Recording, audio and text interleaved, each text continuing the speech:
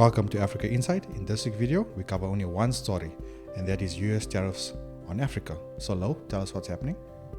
Right, so last week the US announced its adjusted trade tariffs for Africa, and it is safe to say that most African countries gave a sigh of relief. Specifically, the smaller economies that were slapped with the highest tariffs, that being Lesotho, Madagascar, Mauritius, and Botswana, were all too happy to see those tariffs reduced to 15%, the rate applicable to most countries on the continent. Several countries are actually on the lowest band, 10%, and that includes the 5 that were invited to the White House in July: Gabon, Guinea-Bissau, Liberia, Mauritania, and Senegal. But again, it's difficult to make any kind of sense of it. Recall, Jervin, that the tariffs were originally set to offset trade imbalances, but this doesn't really explain why South Africa, Algeria, and Libya were hardest hit with 30% tariffs, or why Tunisia was slapped with 25%. The feeling is that it has less to do with trade and everything to do with politics. And so a lot of global attention is focused on the high tariffs of the Trump administration slapping on Brazil and India. In both cases, the motivation is nakedly political. Brazil, for instance, has a trade deficit with the US, and the Trump administration made it plain that they're actually upset about the trial of former President Jair Bolsonaro. The same with India, which is by no means the only country buying oil and gas from Russia.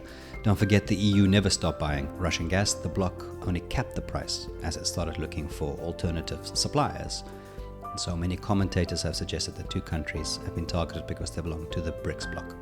And this rationale has been applied to South Africa too.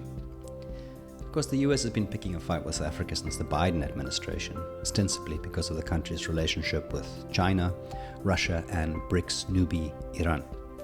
But then why have the other BRICS newbies, Egypt and Ethiopia, avoided the heat and ended up with 10% tariffs? And why have Nigeria and Uganda, both newly minted BRICS partner countries, not gotten any grief either?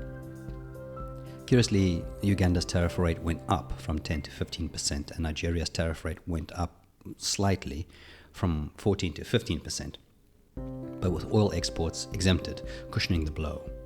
The same is true of Algeria, but the 30% tariff on that country still jumps out at you. Algeria is not a BRICS country, but it did recently sign up to the new development bank, the so-called BRICS Bank, which of course is a source of major annoyance to the US. Washington has made it clear that it will not tolerate any actions that threatens the US dollar as the global reserve currency. And South Africa, for one, has made a show of the fact that it hasn't backed calls for some kind of BRICS currency for trade.